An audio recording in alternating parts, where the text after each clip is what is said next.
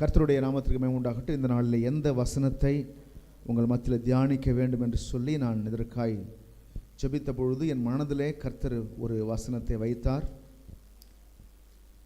கலாத்திய நிருபத்தில் பவுலின் வெளிப்பாடு என்கிற தலைப்பில் தொடர்ந்து இன்னைக்கு தியானிக்க இருக்கிறோம். கலாத்திய நிருபத்தில் பவுலின் வெளிப்பாடு. பவுல்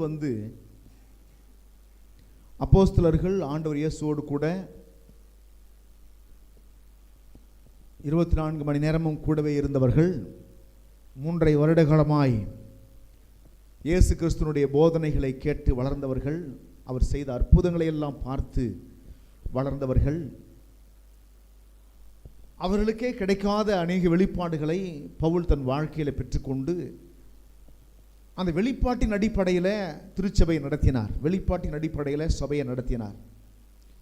அவருடைய வெளிப்பாடுகள் எல்லாம் பார்க்கும் பொழுது இயேசுவோடு கூட அந்த அப்போஸ்தலர்கள் கூட ஆச்சரியப்பட்டார்கள். அவருடைய வசனங்களும் அவருடைய வெளிப்பாடுகளும் நமக்கெல்லாம் புரிந்து கொள்ளவே முடியல என்கிற அளவுக்கு ஆச்சரியப்பட்டார்கள். ஏனென்று சொன்னால் அவர் அப்படிப்பட்ட ஒரு வெளிப்பாட்டோடு ஒரு பிரசங்கத்தை பண்ணினார். எப்படி பண்ணினார்னு கேட்டால், சில வெளிப்பாடெல்லாம் பார்த்தீங்கன்னாக்க மற்ற நிருபங்களில் நிறைய வெளிப்பாடுகள் அவர் சொல்லியிருக்கிறார். நம்ம ஒவ்வொரு நிருபத்திலையும் பவுல் என்ன மாதிரி வெளிப்பாடை பெற்றுக்கொண்டார் என்று தொடர்ந்து தியானிக்க இருக்கிறோம். கர்த்தர் சித்தமான வருகின்ற நாட்களில் ஒரு 3 வாரம் இருக்குது இந்த வருஷத்தில். அந்த 3 வாரமும் நம்ம இந்த வெளிப்பாடை குறித்து தியானிக்கலாம். இந்த பிரசங்கம் முடிந்த பிறகு கிறிஸ்துமஸை பற்றி பேசணும், கொஞ்சம் அதுக்காக ஞாபகப்படுத்துங்க. பாருங்க, இந்த பவுல் மற்ற நிருபத்தில் நிறைய வெளிப்பாடு பேசியிருக்கிறார். அந்த வெளிப்பாடெல்லாம் கேட்டாக்க ரொம்ப ஆச்சரியமாக இருக்குது. என்னெல்லாம் வெளிப்பாடு சொல்கிறாரு பார்த்தீங்கன்னாக்க, அவர் சொல்கிறாரு பாருங்க, உன் சந்ததிக்குள் சகல ஜாதிகளும் ஆசீர்வதிக்கப்படும் எழுதியிருக்குதுல்ல. சந்ததிகள்னு சொல்லாமல் சந்ததின்னு ஒருத்தரை கூத்து சொல்லியிருக்கின்றாரு. அப்போ எந்த அளவுக்கு வேதத்தை உட்காந்து நல்லா ஆராய்ச்சி பண்ணி படிச்சிருந்தா சந்ததின்னு வருதா, சந்ததிகள்னு வருதா, இது சிங்குலரா இது புளூரலா அப்படிலாம் ஆராய்ச்சி பண்ணி படித்ததுனால தான் வெளிப்பாட்டோடு அவர் சொல்கிறாரு, சந்ததிகள்னு சொல்லாமல் சந்ததின்னு ஒருத்தரை குறித்து சொல்லியிருக்குது. அப்படின்னா பல பேரை சொல்லலை. அப்படின்னா அநேக கிறிஸ்துக்கள் பூமிக்கு வர வேண்டிய தேவை இருக்கும், அநேக இயேசு கிறிஸ்துக்கள் பூமிக்கு வர வேண்டிய தேவை இருந்திருக்கும். எனவே பாருங்க, இந்த பூமியில் உள்ள சந்ததியெல்லாம் பல பேருக்குள்ள ஆசீர்வதிக்கப்படும் என்று அவர் சொல்லலை. அவர் சொல்றாரு, உன் சந்ததிக்குள்ள இந்த பூமியின் வம்சங்களெல்லாம் ஆசீர்வதிக்கப்படும் சொல்லியிருப்பதனால அந்த ஒரு நபரை குறித்து அங்கே ஆண்டவர் பேசியிருப்பதனால அவர் ஞானம் இல்லாமல் பேசலை. உன் சந்ததி வானத்து நட்சத்திரங்களை போல கடற்கரை மணலை போல இருக்குன்னு சொன்னவர், அதெல்லாம் புளுரலில் இருக்குன்னு சொன்னவர், அதெல்லாம் பன்மையில் இருக்குன்னு சொன்னவர், ஆசீர்வாதத்தை கொடுக்கும்போது மட்டும் உன் சந்ததிக்குள்ளன்னு சொல்கிறாருன்னா, ஒருமையில் சொல்லுவார்னா, அது ஏதோ ஒரு சீக்கிரட்டை அவர் வச்சிருக்கிறாரு, ஏதோ ஒரு ரகசியத்தை வச்சிருக்கிறாரு அப்படிங்கிறத அந்த பவுல் கண்டுபிடிக்கிறாரு. பைபிளில் கூட அநேக வசனங்கள்லாம் இன்னைக்கு நமக்கெல்லாம் விளக்கம் புரியாமலே இருக்குது. வயது வர வர தான் விளக்கமே புரியுது. அநேக வசனம்லாம் விளக்கம் புரியாமலே இருக்குது. ஒரு வயது வரும்பொழுது, ஒரு குறிப்பிட்ட காலம் வரும்பொழுது பரிசுத்த ஆவியானவர் நினைச்சாரு, இதுதான் விளக்கம்னு கர்த்தர் சொல்லி கொடுக்குறாரு. பிறகுதான் நமக்கு விளங்குது. பாருங்க, தேவன் யாரெல்லாம் நேசித்தாரோ அவர்களுக்கெல்லாம் வெளிப்பாட்டை கொடுத்து அவர்கள் அவரோடு கூட நெருங்குவதற்கு அவர் வழி நடத்துகிறார். யாரெல்லாம் அவர் பெருசாக நேசிக்கலையோ அவர்களுக்கு பெரிய வெளிப்பாடு ஒன்றையும் கர்த்தர் கொடுக்கல. அப்படி பவுல் ஒரு கர்த்தரால் நேசிக்கப்பட்ட ஒரு மனுஷனை நான் பார்க்குறேன். கர்த்தருடைய கிருபை பெற்ற மனுஷன் நான் பார்க்குறேன். கர்த்தருடைய கிருபை பெற்றதுனால அவர் தம்முடைய ரகசியத்தை எல்லாம் பவுலுக்கு வெளிப்படுத்துகிறார். அந்த ஒரு மனுஷன் யாரு, அந்த ஒரு மனுஷன் யார் அப்படின்னா பவுல் அதை தெளிவாக சொல்கிறாரு. ஒருத்தரை குறித்து சொல்லியிருக்குது, பூமியின் வம்சங்களெல்லாம் ஒருத்தருக்குள்ள ஆசீர்வதிக்கப்படும் சொல்லியிருக்குது. அந்த ஒருத்தர் யாருன்னா அவர் இயேசு கிறிஸ்துவே, அவர் ஆபிரகாமின் சந்ததி அப்படின்னு சொல்கிறாரு. மத்தேயு சுவிசேஷத்தை எழுதினவர் சாதாரண ஒரு ஆள் இல்லை. அவர் எப்படிப்பட்ட வெளிப்பாடு பெற்றிருக்காரு பாருங்க. அவர் வெளிப்பாடு என்ன தெரியுமா? எல்லாருமே வேத பாரகர் முதற்கொண்டு வேதத்தை எல்லாம் கற்று தேர்ந்தவர்களெல்லாம், வேதத்தை கரைத்து குடித்தவர்களெல்லாம் இயேசுவை பார்த்து என்ன சொன்னாங்க தெரியுமா? மார்க்கு சுவிசேஷ புஸ்தகம் 6ஆம் அதிகாரத்தில் என்ன சொன்னாங்கன்னா, இவர் தச்சனுடைய குமாரன் அல்லவா அப்படிதான் சொன்னாங்க. மார்க்கு சுவிசேஷ புஸ்தகத்தில் வேத பார்க்கிற என்ன சொல்கிறாங்க, மத்தேயு என்ன சொல்கிறாரு, மத்தேயுனுடைய வெளிப்பாடு என்ன, வேத பாரகருடைய வெளிப்பாடு என்ன, இது ரெண்டையும் நம்ம ஒப்பிட்டு பார்க்கணும் பாருங்க. வேதம் படிச்சிருக்கிறேன்னு சொல்கிற ஆட்களுடைய வெளிப்பாட்டையும் மத்தேயுனுடைய இயேசுனுடைய சீஷனா மத்தேயுனுடைய வெளிப்பாட்டையும் பார்க்கும்போது ரெண்டுக்கும் பயங்கரமான வித்தியாசம் இருக்குது. பாருங்க, மத்தேயு 6வது அதிகாரத்தில் வாசிக்கிறோம். மத்தேயு சுவிசேஷ புஸ்தகம் 6வது அதிகாரத்தில் வாசிக்கிறோம். பாருங்க, 3வது வசனத்தில் படிக்கிறோம், இவன் தச்சன் அல்லவா, மரியாளினுடைய குமாரன் அல்லவா, மரியாளுடைய குமாரன் அல்லவா, யாக்கோபு யோசே யூதா சீமோன் என்பவர்களுக்கு சகோதரன் அல்லவா. இப்படிலாம் சொல்றாங்க. அவங்களால என்ன பார்க்க முடியல, வேதம் படித்தவர்களுக்கு என்ன விளங்கல, வேதத்தை கரைத்து குடித்தவர்களுக்கு என்ன விளங்கல. வேதத்தை படித்திருந்தாங்க, வேதத்தில் மறைந்து கிடந்த ரகசியத்தை படிக்காம போயிட்டாங்க. ஆமென். வெளிப்பாட்டோடு வேதம் படிக்கல. அதனால தான் வேதத்தை படிக்கும் பொழுது வெளிப்பாட்டோடு கூட படிக்கணும். ஆவியானவருடைய துணை கொண்டு வேதத்தை படிக்கணும். நீங்க ஏதோ புஸ்தகம் படிக்கிறது போல வேதத்தை படிப்பீங்கன்னு சொன்னா இந்த வேதம் உங்களுக்கு ஒரு கதை புத்தகம் போல தெரியும், வெளிப்பாடுலாம் கிடைக்காது. ஆவியானவருடைய துணை கொண்டு வேதத்தை படிப்பீங்கன்னு சொன்னா இந்த வேதத்தில் மறைந்து கிடக்கக்கூடிய வெளிப்பாடெல்லாம் நமக்கு விளங்க ஆரம்பிக்கும். இங்க இருக்கிற நபர்கள்லாம் யாரு அப்படின்னா, அங்க நல்ல வேதம் படித்தவங்க, நல்ல ஞானிகள் தான், அறிவாளிகள் தான் அந்த ஜனங்கள்லாம் இருக்கிறாங்க. இயேசு கிறிஸ்துவோடு கூட இயேசு கிறிஸ்து பிறந்த ஊருக்கு வராரு. அங்கே ஊரில் இருக்க ஜனங்கள்லாம் இருக்கிறாங்க. அந்த ஜனங்கள்லாம் என்ன சொல்கிறாங்க, இவருடைய மாம்சம் என்ன ஊர்லேருந்து வந்துச்சுன்னு மட்டும் தான் பார்த்துட்டு இருக்கிறாங்க.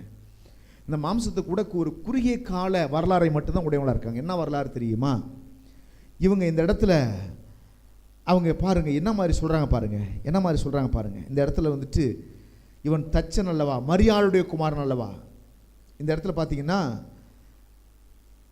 பாருங்க, யோசேப்பை கூட என்ன செய்யல, அவங்க சேர்த்துக்கல.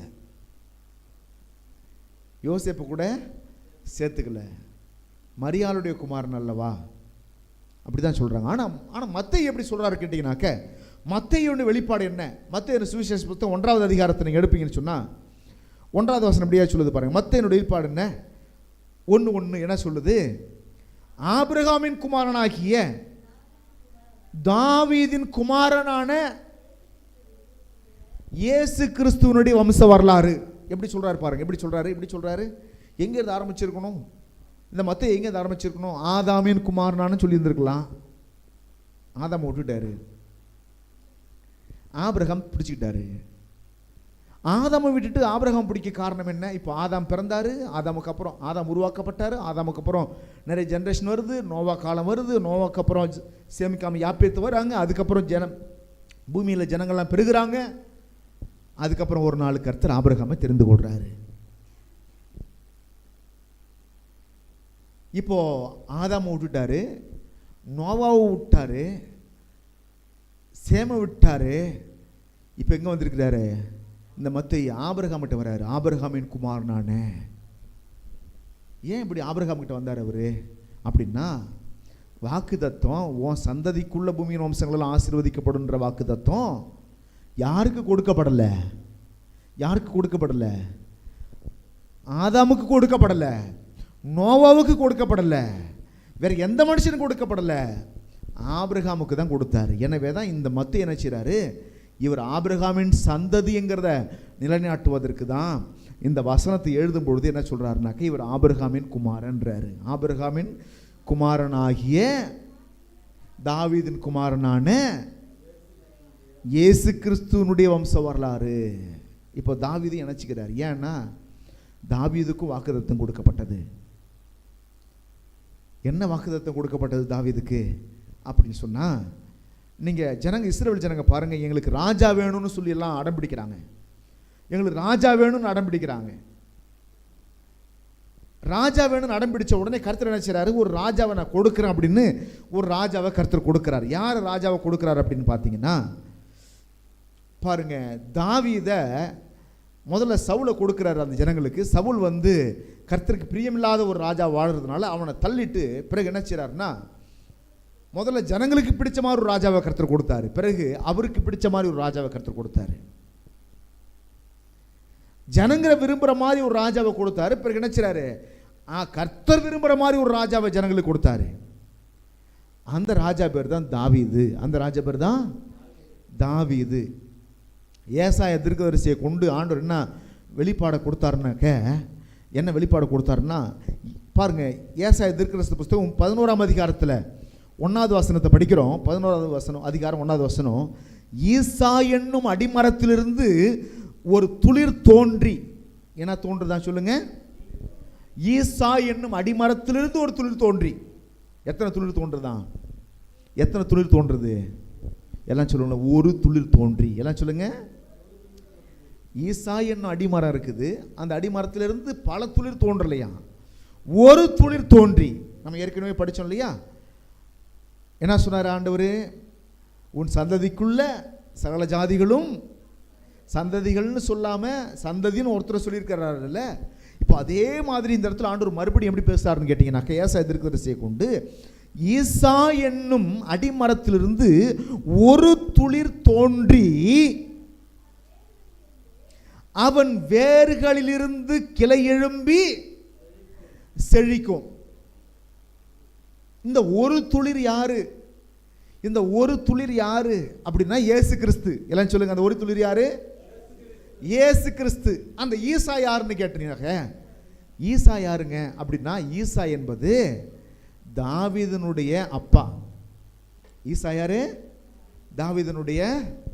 1 சாமுவேல் புஸ்தகம் 16 அதிகாரம் 1வது வசனத்தை எடுங்க.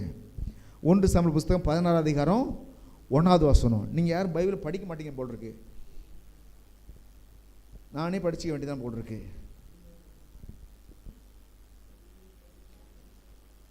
1 சாமுவேல் 16 அதிகாரம் 1வது வசனம்.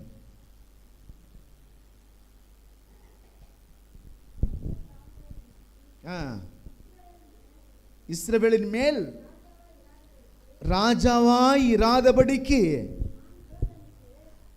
நான் புறக்கணித்து தள்ளின சவுலுக்காக நீ எந்த மட்டும் துக்கித்து கொண்டிருப்பாய்.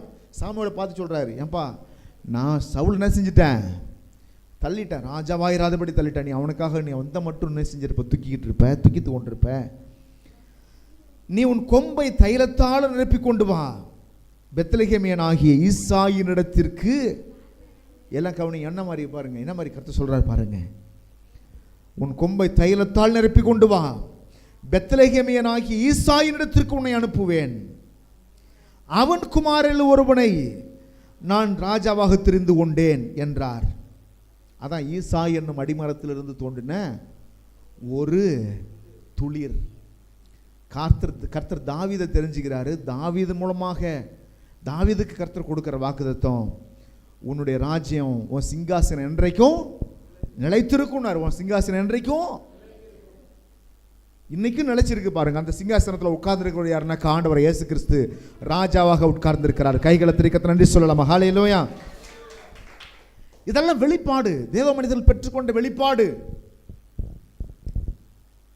பவுல் வந்து பார்த்தீங்கன்னா அப்போஸ்தலர்களை காட்டிலும் கொஞ்சம் கூடுதலாக வெளிப்பாடு பெற்றிருக்கிறார். என்ன வெளிப்பாடு அப்படின்னாக்க, இயேசு கிறிஸ்துவை குறித்த வெளிப்பாடு. பிறகு இயேசு கிறிஸ்துவனுடைய செயல்பாடுகளை குறித்த வெளிப்பாடு. எல்லாம் சொல்லுங்க. இயேசு கிறிஸ்துவை குறித்த வெளிப்பாடு, அவருடைய செயல்களை குறித்த வெளிப்பாடு. இந்த கலாத்திய புஸ்தகத்தில் பவுல் என்னென்ன வெளிப்பாடை பெற்றுக்கொண்டார், எதெல்லாம் அவருடைய வெளிப்பாடு அப்படின்னா, அந்த ஜனங்கள்கிட்ட முதல்ல அந்த ஜனங்களுடைய நிலைமை என்னான்னு முதல்ல பார்க்குறாரு. ஜனங்களுடைய சூழ்நிலை என்னான்னு முதல்ல பார்க்குறாரு. ஜனங்க என்ன செய்திருக்கிறாங்க பாருங்கள். நீங்கள் கூட ஒரு பிஸ்னஸ் பண்ணினாலோ அல்லது கம்பெனி நடத்தினாலோ அல்லது குடும்பத்தை நடத்தினாலோ சபையை நடத்தினாலோ வெளிப்பாட்டோடு நீங்கள் இல்லைன்னு சொன்னால் அதை நடத்த முடியாது. வெளிப்பாட்டோடு நடத்தணும். அந்த ஜனங்களுடைய மனதை முதல்ல புரிந்து கொள்ளணும். ஜனங்களோட சூழ்நிலையை முதல்ல புரிந்து கொள்ளணும். நிறைய பேர் பார்த்தீங்கன்னா என்ன செய்வாங்கன்னா, பாஸ்ட் வந்து சூழ்நிலை புரிஞ்சுக்க மாட்டேன்றான்னு சொல்லுவாங்க. உங்கள் சூழ்நிலை புரியாமல் இல்லை, உங்கள் எல்லாருடைய சூழ்நிலையும் எனக்கு நல்லா தெரியும். நானும் உங்களை போல் விசுவாசியாக இருந்து தான் பாஸ்டராக வந்திருக்கிறேன். வானத்துலேருந்து குதிச்சு பாஸ்டராக வரலை. உங்களுடைய எல்லா சூழ்நிலையும் எனக்கு தெரியும். இன்னும் சொல்ல போனால், நான் உங்களை விட சின்ன வயசுலேயே ஏற்றுக்கொண்டு இந்த ஆண்டவரை பின்பற்றின ஒரு நபர். நான் 16 வயசுல இயேசு ஏற்றுக்கிட்டேன். அதெல்லாம் பெரிய பாக்கியம். நீங்களாம் காலம் கடந்து எல்லாம் முடிஞ்சதுக்கப்புறம் ஓஞ்சி போனதுக்கப்புறம் ஆண்டவரை ஏற்றுருக்கீங்க. என்னைக்காவது இந்த வாய்ப்பு கிடைச்சி எனக்கு நன்றி சொல்லுங்கள். எனவே எனக்கு இந்த ஆண்டவரை தேடுவதற்கு எனக்கு தெரியும். என்னுடைய சூழ்நிலை எனக்கு தெரியும். நான் எப்படி கடந்து வந்து எனக்கு தெரியும். என்னென்ன பிரச்சனை இருக்குன்னு எனக்கு தெரியும். என்னென்ன போராட்டம் என்ன தடை இருக்குன்னு எனக்கு தெரியும். என்னென்ன நெருக்கடி இருக்குன்னு எனக்கு தெரியும். எனக்கு இதெல்லாம் தெரியாமல் நான் இல்லை. அப்போது வெளிப்பாடு ஒரு ஊழியக்காரருக்கு தேவைப்படுது. பவுல் வந்து என்ன செய்றாருனாக்க இந்த ஜனங்களுடைய நிலைமையை முதல்ல பார்க்குறாரு. கலாத்திய நாட்டில் உள்ள திருச்சபையினுடைய நிலைமையை பார்க்குறாரு. இந்த திருச்சபை என்ன செய்கிறது அப்படின்னு கேட்டால், திருச்சபை என்ன செய்து கொண்டிருக்குன்னா, என்ன அவங்கள்ட்ட பிரச்சனை இருக்குது, எங்கே அவர்கள் தவறி போனார்கள், எங்கே விழுந்து போனார்கள், எதை செய்யாமல் போனார்கள், எதை தவறாய் செய்து கொண்டிருக்கிறார்கள். இதை பவுல் அப்படியே பார்க்குறாரு. பார்த்த உடனே அவருக்கு வெளிப்பாடாக கிடைக்குது. வெளிப்பாடாக கிடைச்ச உடனே அந்த வெளிப்பாட்டில் என்ன செய்கிறாருனாக்க, வெளிப்பாட்டோடு கூட அந்த திருச்சபைக்கு தன்னுடைய கடிதத்தை எழுதுகிறார். அந்த கடிதத்துக்கு பேர் தான் கலாத்திய நிருபம். அந்த கடிதத்தில் ஒவ்வொரு வசனத்திலையும் தான் வெளிப்பாடால் வைக்கிறாரு. தனக்கு கிடைச்ச வெளிப்பாட்டை ஒவ்வொரு வசனத்திலும் வைக்கிறாரு. ஏதோ ஒரு வசனத்தை, ஏதோ ஒரு வார்த்தை சொல்லுவோம்லாம் சொல்லலை அவர். இப்போ நான் எப்படி சொல்லுவேன், இப்போ நான் சொல்லும்பொழுது உங்களெல்லாம் நான் வந்து ஒரு வார்த்தை சொல்கிறேன்னு சொன்னால், ஆண்டவராக இயேசு கிறிஸ்துவ நாமத்தினால உங்களை வாழ்த்துகிறேன்னு சொல்லுவேன். ஆனால் பவுல் அப்படி சொல்ல மாட்டார். பவுல் இப்படி வார்த்தை சொல்கிறாரு. வார்த்தை சொல்லும்பொழுதே ஒரு வெளிப்பாட்டோடு சொல்கிறாரு. பிறகு என்ன செய்கிறாரு, பிரச்சனைகளை அறிந்து பிரச்சனைக்கு ஏற்ற வெளிப்பாட்டோடு பிரசங்கம் பண்ணுறாரு. மீன் பிடிக்க போகிறவங்களுக்கு என்ன தெரியணும்னு கேட்டால், மீனை பற்றிய வரலாறு கொஞ்சமாச்சும் தெரியணும். முதல்ல மீன் பிடிக்கிறவங்களோடு கொஞ்ச நாள் அவங்க இருக்கணும். இருந்து எந்த மீனில் நல்ல மீன், எந்த மீன் கெட்ட மீன், எந்த மீன் விஷம், எந்த மீன் ஆபத்து கிடையாது, இதெல்லாம் அவங்க ஒரு மீனவனோடு இருந்து அங்கே இருக்க மீனெல்லாம் முதல்ல பார்க்கணும். மீன் பிடிக்கிற யுத்தியெல்லாம் முதல்ல பார்க்கணும். எந்த யுத்தியும் தெரியாமல் எந்த மீனையும் பிடிக்க முடியாது. ஊழியத்தில் கூட பார்த்தீங்கன்னாக்க கொஞ்சம் எக்ஸ்பீரியன்ஸ் தேவை. ஒரு நல்ல ஊழியம் செய்கிற நபரோடு கூட இருந்து பழகி வந்தால் தான் ஊழியம் செய்யவே தெரியும். இல்லைன்னா ஊழியம் செய்யவே தெரியாது. நிறைய பேர் நினைக்கிறேன் ஊழியம் சொன்னாவே 2 வசனத்தை படிப்பதும் 2 பாட்டு பாடுவோம் நினச்சிட்டு இருக்காங்க. பாட்டு யார் வேணாலும் பாடலாம். சினிமா நடிகர்களை விட்ட விட இந்த பாட்டெல்லாம் பாடுவாங்க. ரொம்ப அழகாக பாடுவாங்க. நம்மளை விட நல்லா சங்கதி என்னமோ வச்சுலாம் பாடுறாங்க இல்லையா, சுதியெல்லாம் வச்சு பாடுவாங்க. நமக்கு கூட அதெல்லாம் வரமாட்டேங்குது.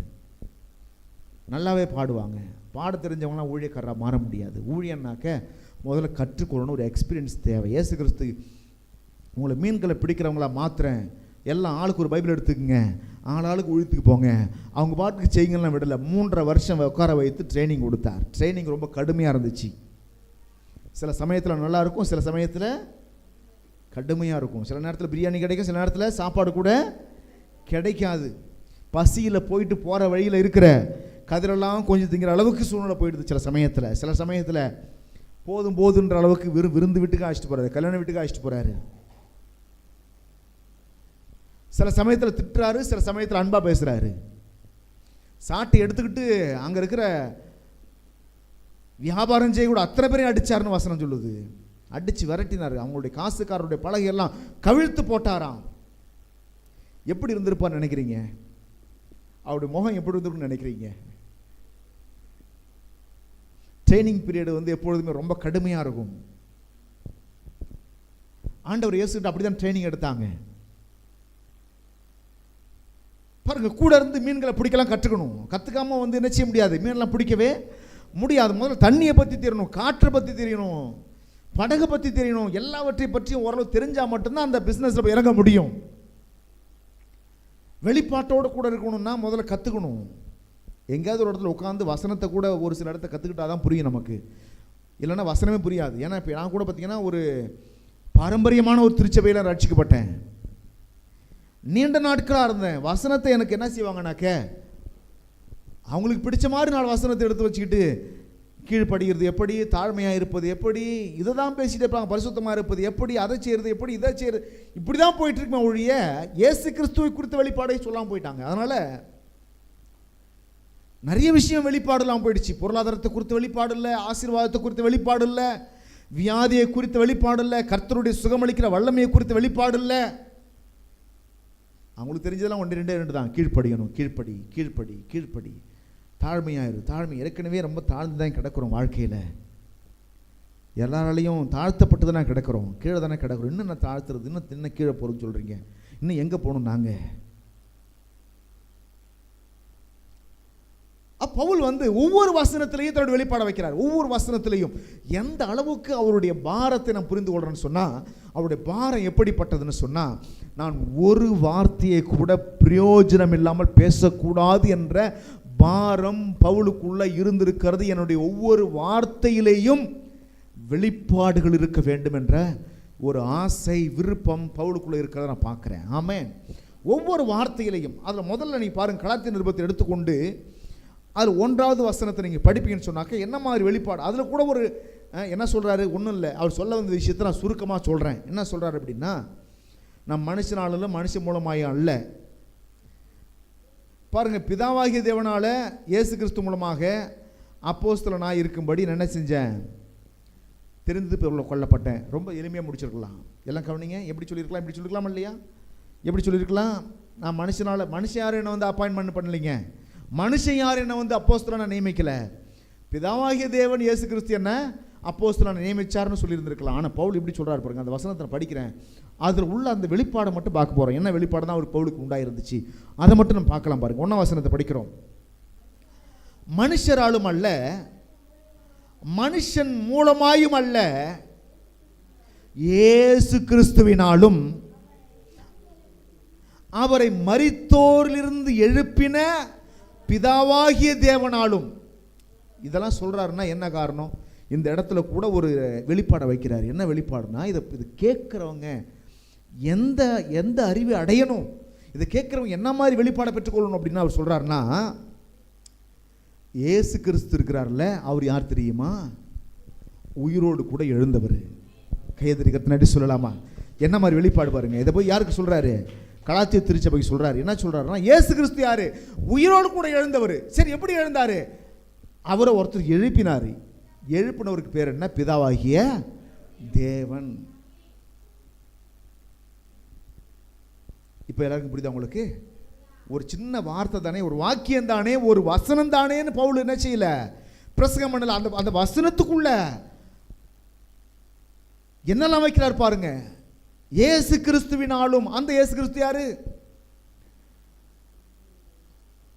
உயிரோடு கூட எழுப்பப்பட்டவர். யார் எழுப்பினது, பிதாவாகிய தேவன் அவரை மரித்தோரிலிருந்து உயிரோடு கூட எழுப்பினார். பிதாவாகிய தேவன் மரித்தோரிலிருந்து உயிரோடு கூட எழுப்பினார். இன்றைக்கு இயேசு கிறிஸ்து என்னவா இருக்கிறாரு, மரித்தவரா இருக்கிறார், உயிருள்ளவரா இருக்கிறாரா, இன்றைக்கும் உயிருள்ளவராய் இருக்கிறார்.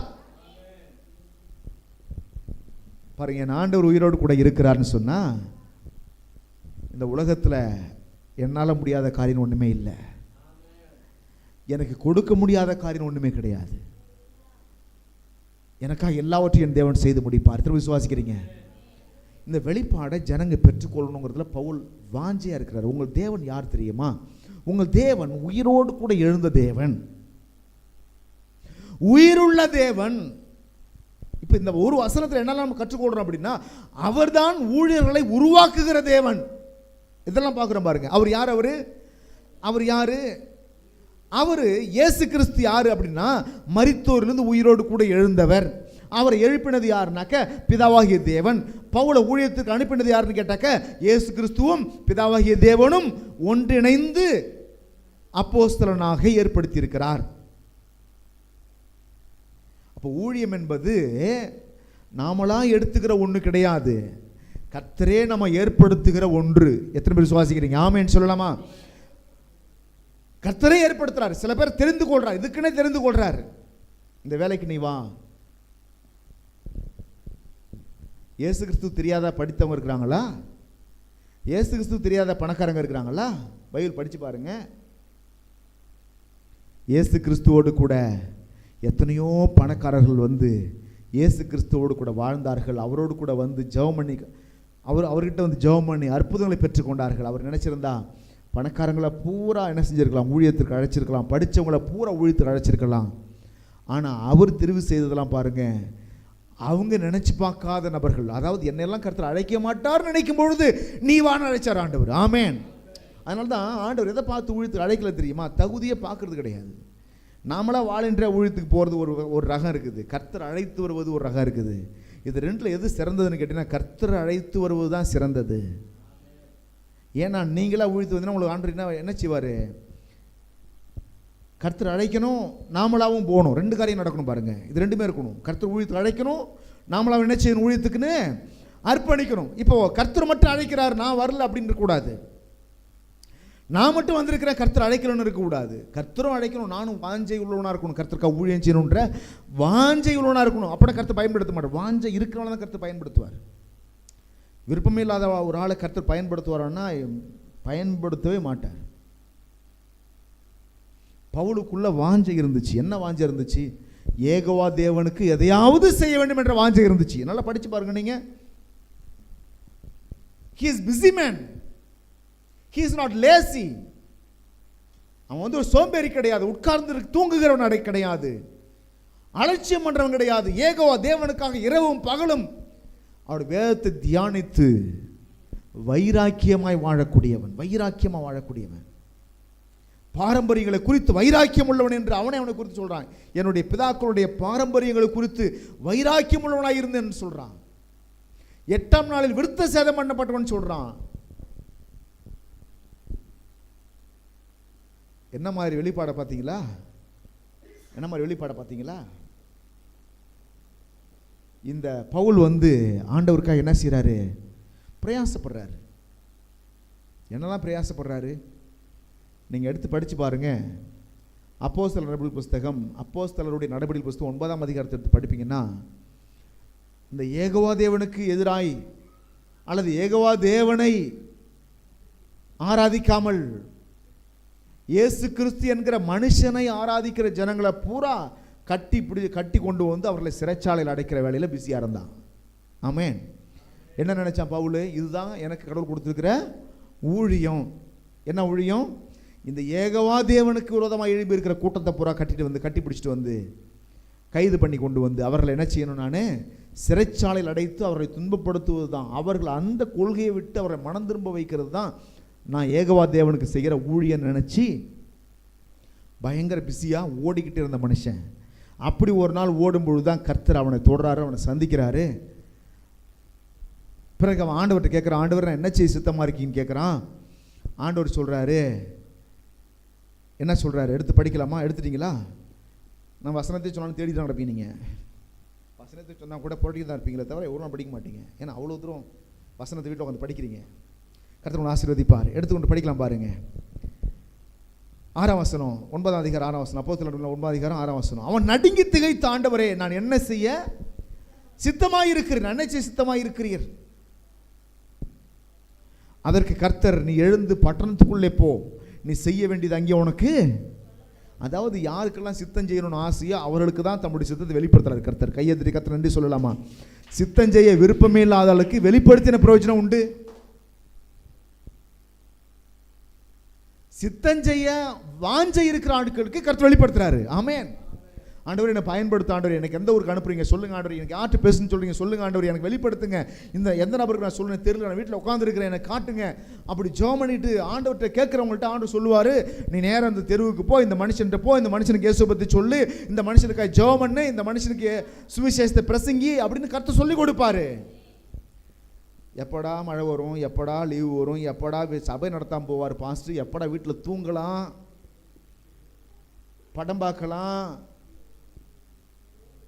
படுக்கையில் இப்படி இப்படி புரண்டு படக்கலாம், மாவரைக்கு எப்போ அனுப்பலாம், வியாபாரத்துக்கு எப்போ அனுப்பலாம், இப்படியே நினச்சிட்டு இருந்தா எப்படி சித்தம் எப்படி வெளிப்படும்? புரியுதா நான் சொல்கிற விஷயம் உங்களுக்கு? சித்தம் எப்போ வெளிப்படும்? வாஞ்சிருக்கணும். நான் என்ன செய்யணும் ஆண்டவர், என்ன செய்யணும்? நல்ல கவனிங்க. கர்த்தருடைய சித்தம் செய்ய விரும்புகிறவர்களை தான் கர்த்தர் அழைக்கிறாரு. அப்ப பவுலுடைய வெளிப்பாடு என்ன? ஒரு மனுஷனை கர்த்தர் அழைக்காம ஊழியத்தில் பயன்படுத்த மாட்டாரு. பவுல் சொல்றாரு, என்ன பிதாவாகிய தேவன் அழைத்தார் அப்படின்றார், அனுப்பினார்ன்றார். எப்படி அழைத்தார், எப்போ அழைத்தாருங்க தான் பார்க்குறோங்க. எப்போ அழைத்தார் அப்படின்னா, நான் சித்தம் செய்ய ஆசைப்படுறேன், உங்கள் விருப்பம் என்னன்னு கேட்குறவங்களுக்கு வெளிப்படுத்துறாரு. நான் தூங்கலான்னு இருக்கிறேன், உங்கள் விருப்பம் என்ன ஆண்டவரேன்னு கேட்குறவங்களுக்கு வெளிப்படுத்துறதே கிடையாது. பிள்ளைகளுக்கெல்லாம் அந்த வெளிப்பாடை கற்றுக் கொடுத்து வளர்க்கணும். உண்மையாகவே முடியல, சூழ்நிலை சரியில்லைன்னா பரவாயில்ல, எல்லா வாய்ப்பு இருந்தும் சில பேர்லாம் சோம்பேறியாக இருப்பாங்க. இவங்களே சோம்பேறி, அப்புறம் அவங்க பிள்ளைங்க எப்படி இருக்கும்? அது 2 மடங்கு சோம்பேறித்தனமாக இருக்கும். ஒருத்தர் சொன்னாராம், சபையில் வந்துட்டு பாஸ்டர் சொன்னாராம், நின்றுட்டு பிரசங்கம் பண்ணது ரொம்ப கஷ்டமாக இருக்குது, உட்காந்துக்கிட்டுமா அப்படின்னாராம். விசுவாசிக்க சொன்னாங்களாம், பாஸ்டர் உட்காந்துட்டு பிரசங்கிறதுக்கு கஷ்டமாக இருக்குது, படுத்துக்கிட்டு கேட்கட்டுமா அப்படின்னாங்களாம். வீட்டில் பெற்றோர் சுறுசுறுப்பாக இருந்தானே பிள்ளைங்க சுறுசுறுப்பாக இருப்பாங்க இல்லையா? பெற்றோர் என்ன செய்யணும்? சித்தம் செய்ய வாஞ்சியாக இருந்தானே பிள்ளைகள் சித்தம் செய்யணும்னு ஆசைப்படுவாங்க. ஆண்டவர் உங்கள் விருப்பம் கேட்பாங்க. பிள்ளைய பெற்றோரை ஏனோதானோ என்று ஏதோ எங்கே போகணும்னு சொல்லுவாங்க, வேலை வெட்டி இல்லாமல் ஒரு இடத்துக்கு போனால் அப்படி நிற்பீங்க, போய்ட்டு அப்படி கையெட்டிட்டு இப்படி நின்றுட்டு நிற்பீங்கல்ல, அப்படி நின்னாக்க இங்கேருந்து பிள்ளைங்க நல்லா ஆக்டிவாக இருப்பாங்க, ஜபத்தில் இருப்பாங்க. பிள்ளைகள் எல்லாம் கிறிஸ்துக்குள்ள வளர்க்கணும், பிள்ளைகளுக்கு சொல்லித்தரணும், சித்தம் கேளுன்னு சொல்லித்தரணும், ஜெபம் பண்ணுன்னு சொல்லித்தரணும், கர்த்தருடைய வசனத்தை கேளுன்னு சொல்லித்தரணும், அப்பா கிட்ட கர்த்தருடைய விருப்பத்தை பெற்றுக்கொள்ளணும்னு சொல்லித்தரணும், ஊக்கப்படுத்தணும். பிள்ளைகளை நம்ம வேலைக்கு வச்சுக்கூடாது, பிள்ளைகளை கர்த்தருடைய வேலைக்கு அர்ப்பணிக்கணும். அது அந்த வேலை என்ன தெரியுமா? பிள்ளைகளுக்கு என்ன வேலை கடவுள் வச்சிருக்கிற அந்த வேலையை செய்யறதுக்கு சொல்லணுமே தவிர உங்க மனசுல என்ன திட்டம் இருக்கோ அந்த திட்டத்தை உங்க பிள்ளைங்க செய்யறதுக்கு வேலை செய்ய அனுப்பக்கூடாது. நான் சொல்றது புரியுதா உங்களுக்கு? பிள்ளைகளுக்கு என்ன தேவ சித்தம் வச்சிருக்கிறாரு? உதாரணம் சொல்லணும்னா, இப்போ ஜெயபிரகாஷ் இருக்கிறான், அவனை வந்து கர்த்தர் என்ன செய்யறாரு? ஒரு போலீஸா இருக்கும்படி அவனை தெரிந்து கொண்டாருன்னு வச்சுக்கோங்க, அதுதான் தேவ சித்தம். ஆனால் எனக்கு அவங்க அப்பா அம்மாவுக்கு என்ன சித்தம்னு கேட்டா, அவன் ஒரு டாக்டர் ஆகுறது. ஆனால் கர்த்தர் அவனுக்கு என்ன வெளிப்படுத்திருக்கிறார்? போலீஸ் ஆகணும்னு. இப்போ எந்த சித்தத்துக்கு நீங்கள் உங்கள் பிள்ளையை அர்ப்பணிக்கணும்? உங்கள் விருப்பத்தை நிறைவேற்றிக் கொள்வதற்கு உங்கள் பிள்ளைய பகடக்காயை பயன்படுத்தக்கூடாது. மாவு அரைக்க ஓட வைக்கிறதும், மாவு வித்துருவான்னு சொல்லி அதுக்கெல்லாம் பிஸியை கால் எழுப்பி ஓடுறா, மாவு வீணாக போயிட்டா போடான்னு சொல்லி சர்ச்சைக்கு மட்டும் வர வைக்க முடியல பாருங்க. மாவு வீணாக போய்டும்ல, அப்போ பிஸ்னஸ் வீணாக போய்டும்ல, அதுக்கு அனுப்ப முடியுதுல்ல. பிள்ளைகள் அப்படி அதுக்கு ஊக்கப்படுத்தணும். என்ன செய்யணும்? போ செய். அதுக்கு ஊக்கப்படுத்துறதே கிடையாது. பவுல்கிட்ட நான் பார்க்குறேன், ரொம்ப அருமையான விஷயத்தை பார்க்குறேன். ஆண்டவர் என்ன செய்ய எல்லாம் சொல்லி என்ன செய்ய கேட்குறீங்களா? நீங்களாம் கேட்டிருக்கீங்க என்னைக்காவது வாழ்க்கையில் ஒரு நாளாவது கேட்டிருக்கீங்களா? ஆண்டவர் என்ன சித்தமாக இருக்கீங்க? என்னுடைய 17 வயசில் நான் கேட்டேன், ஆண்டவர் என்ன சித்தமாக இருக்கீங்க ஆண்டவரே? 1 வருஷம் வீணாக போச்சு எனக்கு. தேவ சித்தம் கேட்டு 1 வருஷம் வீணாக போச்சு. என் கூட படித்தவங்க பூரா அடுத்த படிப்பு போயிட்டாங்க. நான் என்ன செய்கிறேன்? +2 முடிச்சுட்டு ஃபெயிலெலாம் கிடையாது, தோற்று போயிட்டு உட்காந்துருக்கல. +2 850 மார்க் வாங்கிட்டு அடுத்தது தேவ சித்தம் என்னன்னு தெரிஞ்சுக்கிட்டு தான் போகணுன்னு உட்காந்துருக்கேன். நான் ஃபெயில் ஆகிட்டு வேறு வழி இல்லாமல் உட்காந்துருக்குல்ல. தேவ சித்தம் என்ன? என்னை குறித்து என்ன திட்டம் வச்சுருக்கீங்க ஆண்டவர்? எனக்கு சொல்லுங்க. ஆண்டவர் சொன்னார், உனக்கு ஊழியம்தான்ப்பா. சரி, வேலை வெட்டி இல்லாத என்ன ஊழியத்துக்கு அழைச்சார் ஆண்டவர்? அப்படிலாம் கிடையாது. எனக்குள்ள ஒரு துடிப்பு எரிஞ்சிகிட்டே இருந்துச்சு, ஒரு நெருப்பு எரிஞ்சிட்டே இருந்துச்சு. ஆண்டவருக்கு எதையாவது செய்யணுன்ற நெருப்பு எரிந்து கொண்டே இருந்துச்சு. நான் அதை வந்து இன்றைக்கி நான் சொல்கிறேன், ஒரு மனுஷனை கர்த்தர் ஊழியத்துக்கு அழைச்சிருந்தா அந்த மனுஷனுக்குள்ள நெருப்பு எரிஞ்சிட்டே இருக்குங்க. அந்த மனுஷன் எப்படி இருப்பான்னா, கிடைக்கிற ஒரு நிமிஷத்தை வேஸ்ட் பண்ண மாட்டான். அந்த மனுஷனுடைய ஆக்டிவிட்டிஸை வச்சு அந்த மனுஷனை கர்த்தர் அழைச்சிருக்கிறாரு, இந்த மனுஷனை கர்த்தர் அழைக்கலன்னு ஒரே நிமிஷத்தில் என்ன சொல்ல முடியும்? எதை வச்சு சொல்கிறீங்க அப்படி கேட்டால், மாமரத்தினுடைய கண்ணை பார்த்துட்டு மாமரம் உங்களால் சொல்ல முடியாது. எத்தனை பேர் சொல்ல முடியும்? மாமரத்தினுடைய கண்ணை பார்த்து சொல்லுவீங்களா, காயை பார்த்து சொல்லுவீங்களா? எப்படி சொல்லுவீங்க? அந்த செடியை பார்த்தாலே தெரியாதா? அந்த செடியை மோந்து பார்த்தாலே தெரியாதா? இது என்ன மாறும்? இது மாமரம் தான். இது உங்கள்கிட்ட சின்ன சின்ன ஆக்டிவிட்டிஸ் எல்லாம் தெரிய ஆரம்பிக்கும் பாருங்க. சில பிள்ளைகளை பார்த்தாலே கண்டுபிடிக்கும், உங்க பிள்ளை ஊழியத்துக்கு அழைச்சிருக்காருன்னு தெளிவாக சொல்லலாம். எதை வச்சு சொல்லலாம்னு கேட்டால், அந்த பிள்ளைகள்கிட்ட சின்ன வயசுலேயே அந்த ஒரு பக்தி பற்றி எரியும். அவங்க கர்த்தருக்கு முதலிடம் கொடுப்பாங்க, ஜெபிப்பாங்க, வேதத்தை படிப்பாங்க. கர்த்தர் எப்போ பார்த்தாலும் ஏசப்பா பேசணும், அவர் மேலேயே பற்ற கிடப்பாங்க. ஏன்னா இந்த அனலெல்லாம் எனக்குள்ளே இருந்துச்சுன்றதை நான் பார்த்தேன். எனக்குள்ளே இதெல்லாம் இருந்துச்சு. என்னை கர்த்தர் அழைத்தார்.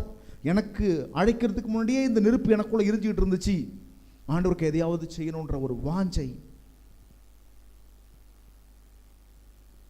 ஒரு நாள் பாருங்கள், நான் எப்பொழுதுமே எந்த வேலையும் வாலண்டியராக சர்ச்சில் செய்வேன். எந்த வேலையும் எங்கள் பாஸ்டர் சொல்ல மாட்டார். எங்கள் பாஸ்டருடைய கண் அசைவில் அவர் என்ன நினைக்கிறாருங்கிறத நான் செய்து முடிப்பேன். என் ஆண்டவருக்கு அது தெரியும். எங்கள் பாஸ்டருடைய கண் அசைவு அப்படி பார்த்தாருன்னா, அப்படின்னா என்ன நினைக்கிறாருன்னு தெரியும் எனக்கு.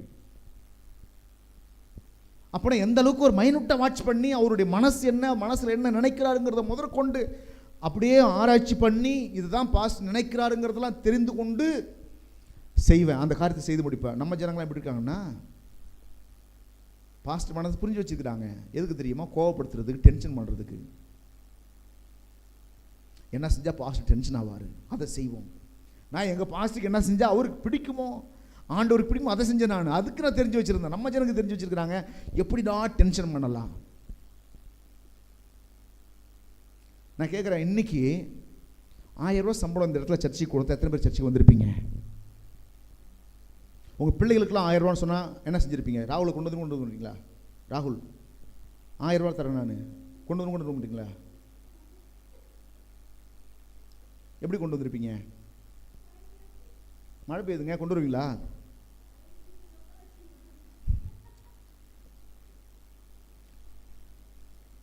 புயல் சொல்லிருக்காங்களே, எப்படி பிள்ளைகளுக்கு 1000 ரூபா தந்தாக்க 1000 ரூபாய்க்கு அவசரம் பிள்ளைகளை அழைச்சிட்டு வர முடியும்?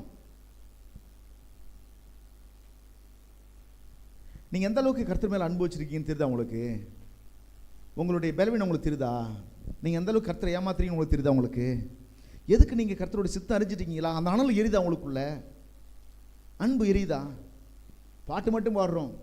உம்மீது கொண்ட நேசம் அக்கினி ஜுவாலை என்றோ,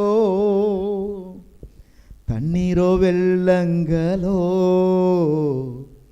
தணிக்க முடியாதையா. இதெல்லாம் பாட்டோட சரி. அக்கினி எரியுது, அக்கினி எரியுது, அன்பு அக்கினியா எரியுது. எங்கே தான் இருக்குது? எங்கே தான் இருக்குது? பாட்டில் மட்டும்தான் இருக்குது. ஆனால் நிஜத்தில் பார்த்தா தணிஞ்சு போய் கிடக்குது. வாழை மட்டையோட மோசமாக கிடக்குது. என்னுடைய 16 வயதை நான் பார்க்குறேன். ஏன்னா நான் என்னுடைய வாழ்க்கையில் கர்த்தரை அழைக்கும் பொழுது எந்த மாதிரி நான் இருந்தேன், எப்படிப்பட்ட மனுஷனை கர்த்தர் அழைப்பாருங்கிறதுக்கு நான் ஒரு எடுத்துக்காட்டு. ஏன்னா என் வாழ்க்கையை என்ன கர்த்தர் அழைச்சார் ஊழியத்துக்கு. அதுக்கு முன்னாடி நான் எப்படி இருந்தேன், எனக்குள்ளே என்ன மாதிரி ஆனால் எரிந்து கொண்டிருந்ததுங்கிறத நான் சொல்கிறேன் உங்களுக்கு. நான் ஒரு வாரம் கூட கை வீசிக்கொண்டு நான் சர்ச்சைக்கு போன வரலாறு கிடையாது.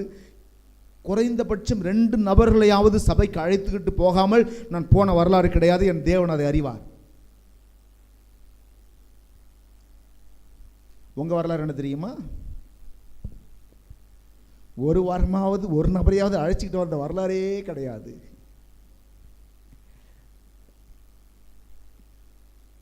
சில பேர்லாம் பாஸ்ட் திட்டுவார்ன்ற காரணத்தினால தான் சர்ச்சைக்கு வராங்க. ஐயோ இவர் திட்டு நம்மளை தாங்க முடியாது, என்ன மழையானாலும் பரவாயில்ல போயிட்டு உட்காந்துரும். இது வேற பிடிச்சி திட்டி விடாது. ஊழியம் செய்யறவர் ஒப்பு கொடுத்துட்டு வேற அந்த மற்றவங்களாம் விட்டுறாரு. ஊழியம் செய்யறவங்கள பூரா போட்டு நினச்சிட வறுத்து எடுக்கிறாருங்க. உங்களுக்கு இருக்குது, இருங்க முடிச்சுட்டு இருக்குது. 10:30 மணிக்கு வரீங்க, வந்துட்டாங்களா பெரிய சாதிச்சிட்டாங்களா? 10:30 மணிக்கு வந்துவிட்டு ஆறது எத்தனை மணிக்கு? அந்த கதையே இருக்கக்கூடாது.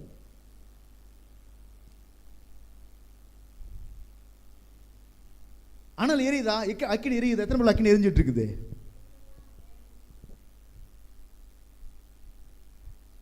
மழை பெஞ்சா வீடு தான் அணைன்னு பேரு. இங்க இருக்கிற அக்கினி பேர் அமிஞ்சிச்சா என்னன்னு தெரியல.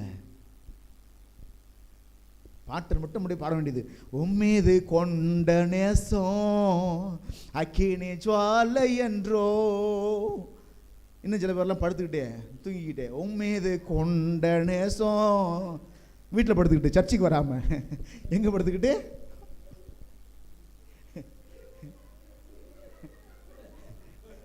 சர்ச்சில் அனல் எரிஞ்சுதுன்னா வீட்டில் தூங்க முடியுமான்னு கேட்குறேன்.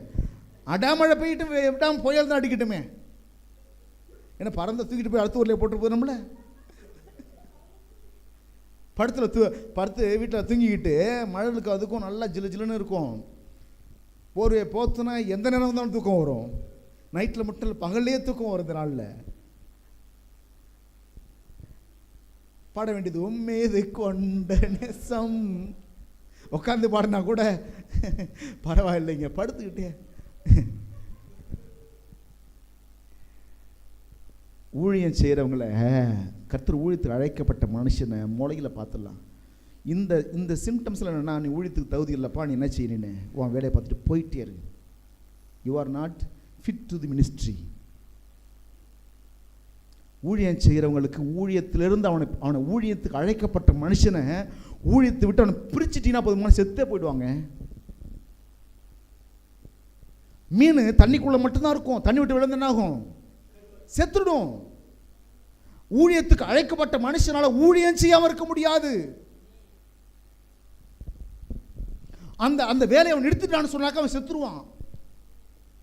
அவனுக்கு வாழ்க்கையே இல்லாதது போல ஆயிடும். இதுதான் உண்மை. என் வாழ்க்கை நான் சொல்றேன், என்னால் அப்படி இருக்கவும் முடியாதுங்க. நான் அடிக்கடி சொல்வேன், எனக்கு எந்த நஷ்டம் வந்தாலும் ஏற்றுக்கொள்வேன். ஆனால் ஊழியத்துக்கு நஷ்டம் வந்தா எவ்வளோ பெரிய ஆக்ஷனையும் தயங்காமல் எடுப்பேன். எனக்கு எவ்வளோ பெரிய அவமானம் வந்தாலும் தாங்கிக்கொள்ளும். ஊழியத்தை உடைக்கிற மாதிரி காரியத்தை யாராவது செஞ்சாங்கன்னாக்க அவங்கள பொறுத்துக்க மாட்டேன். எவ்வளோ பெரிய ஆளாக பொறுத்துக்க மாட்டேன். அடுத்த நிமிஷம் அவங்கள அப்படியே டக்குன்னு ரிமூவ் பண்ணிடுவேன். காரணம், இந்த ஊழியத்தை நான் நேசிக்கிறேன். ஏன்னா இந்த ஊழியம் என்ன நம்பி கர்த்தர் கொடுத்துருக்கிற ஊழியம். இது ஏன் ஊழியம் இல்லை, இது கர்த்தருடைய ஊழியம். இந்த வேலைக்கு என்னெல்லாம் அழைச்சதே பெரிய விஷயம். என்னை நம்பி இந்த வேலையை கொடுத்ததே பெரிய விஷயம். நான் எவ்வளோ பொறுப்பாக செய்ய வேண்டியிருக்குது. காலைல 7 மணிக்கு ஆறாதான் எத்தனை மணிக்கு எழுந்திருக்கணும்? குளிர்னால தான், மழை அடிக்குது தான். காலைல எத்தனை மணிக்கு எழுந்திருக்கணும்? 4:30 மணிக்கு எழுந்து தண்ணி சுட வச்சு குளிச்சுட்டு, மனைவி சப்போர்ட் பண்ணுறாங்களோ சப்போர்ட் பண்ணலையோ, பிள்ளைங்க சப்போர்ட் பண்ண என் வேலையை நான் செய்யணும். எல்லாரும் சப்போர்ட் பண்ணுவான்னு சொல்ல முடியாது. ஆமென். பவுல் அப்படிப்பட்ட ஒரு பற்றி எரியக்கூடியவன். என் கூட படித்த மாணவர்கள் யாராவது என்னைக்காவது எங்கேயாவது பார்த்தீங்கன்னா, எல்லாம் அந்த சேத்துவ போட்டாரத்தில் தான் படித்த பசங்களாக இருப்பாங்க. இந்த மணிகண்டன் ஒருத்தன் ஊழியம் செய்கிறானே, அவனை தெரியுமான்னு கேட்டு பாருங்க. அவங்கள்ட்ட போய் கேளுங்க, எப்படி வாலிப நாட்கள் எப்படி இருந்தாருன்னு கேளுங்க. 11, 12, 2 வருஷம் புத்தகத்தை எடுத்து படித்ததை விட இயேசுவை பற்றி மற்றவர்களுக்கு சொல்லிக் கொடுத்தது தான் அதிகம். இந்த வேதத்தை படித்தது தான் அதிகம். என் ஆண்டவர் இது அறிவார். நான் படித்த ஹாஸ்டல்லையே ஜெப கூட்டத்தை நடத்தினேன். அப்போ எனக்கு என்ன வயசு? 17 வயசு தான். எதனால் அதெல்லாம் செய்கிறோம்? ஸ்கூலுக்கு போகிறதுக்கு முன்னாடி காலையில் எழுந்து 1 மணி நேரம் ஜெபிக்காமல் ஸ்கூலுக்கு போன வரலாறே கிடையாது. இப்போ உங்களை ஒரு கேள்வி கேட்டால் எத்தனை பேர் ஃபெயில் ஆகுதுன்னு தெரிய மாட்டேங்குது. உண்மையாக சொல்லுங்கள், ஆண்டவர் அறிவார். நீங்கள் பொய்லாம் சொல்லி என்னை திருப்திப்படுத்த வேண்டாம். காலையில் ஒரு 5 நிமிஷம் நான் ஜெபம் பண்ணணும் மட்டும் கைத்துக்கு பார்ப்போம். 5 நிமிஷம் ஜெபம் பண்ணிட்டு வந்திருக்கிறேன்.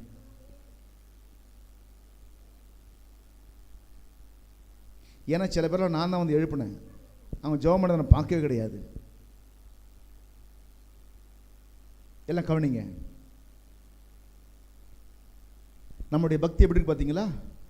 1 மணி நேரம் ஜெபம் பண்ணாமல் நான் எழுந்து ஸ்கூலுக்கு போன வரலாறே கிடையாது. சரி, ஸ்கூல் விட்டு வந்து என்ன செய்வேன்னாக்க, ஸ்கூல் விட்டு வந்துட்டு 1 மணி நேரம் ஜெபிக்காமல் நான் படுப்பதே கிடையாது. 1 மணி நேரம். இது நான் 1 மணி நேரம். நான் எப்பயுமே ஜெபம்னு சொன்னாவே எனக்கு என்ன செய்யறதில்ல, 5 நிமிட ஜெபமே கிடையாது. ஜெபம்னு சொன்னால் 1 மணி நேரம் தான் ஃபிக்ஸடு. என்ன செய்வேன்? அவர் துதிச்சுட்டே இருப்பேன். இயேசுவை நல்லவரே வல்லவரே போதகரே அப்படி இப்படின்னு அவர் நாமத்தை சொல்லி அப்படியே ஸ்தோத்திரம் பண்ணி கொண்டே இருப்பேன். அது வேணும் இது வேணும் கேட்டுக்கிட்டு இருக்க மாட்டேன். அது எப்படி எப்படி ஜெபம் பண்ணுறது? கால் நீட்டி போட்டுக்கிட்டு படுத்துக்கிட்டலாம் இல்லை, நெடு முழங்கால தான். இதெல்லாம் என்ன தெரியுமா? அவர் மேலே வைத்த அன்பு தான் காரணம். அப்போ பவுல் சொல்றாரு, என்ன ஆண்டவர் என்ன செஞ்சார்? என்ன அப்போஸ்தலனாக ஏற்படுத்தினார். அப்போ இதுல ஏதோ ஒரு விஷயத்தை புரிந்து கொள்றோம்னா, ஊழியத்திற்கு கர்த்தரால் ஏற்படுத்தப்பட்டவர்கள் ஏற்கனவே எரிந்து கொண்டிருக்கிறவர்கள் தான் கர்த்தர் ஏற்படுத்துகிறார். ஏற்படுத்தப்பட்ட பிறகும் அவர்கள் சாகிற வரையில கர்த்தருக்காய் பிரகாசித்துக் கொண்டே தான் இருப்பார்கள். ஆமென். கர்த்தருக்காக எதையாவது ஒன்று செய்து கொண்டே தான் இருப்பாங்க. அவங்க சும்மாவே இருக்க மாட்டாங்க. கர்த்தருக்காக எதையாவது ஒன்று செஞ்சுக்கிட்டே இருப்பாங்க. அவங்க பார்த்தீங்கன்னா அவங்க எப்படி இருப்பாங்கன்னாக்க, எதையாவது ஒன்று பண்ணிக்கிட்டே இருப்பாங்க. ஆண்டவருக்காக எதையாவது ஒன்று செஞ்சுட்டே இருப்பாங்க. ஓடிக்கிட்டு வந்துக்கிட்டு ஆத்துமாக்கள் இயேசு பற்றி சொல்லிக்கிட்டு ஆராதனை பண்ணிக்கொண்டு பிரசங்கம் பண்ணிக்கொண்டு சுவிசேஷத்தை அறிவித்துக் கொண்டு வேதத்தை படித்துக்கொண்டு பாடல் பாடிக்கொண்டு சாட்சி சொல்லிக்கொண்டு அப்படியே தான் இருப்பாங்க.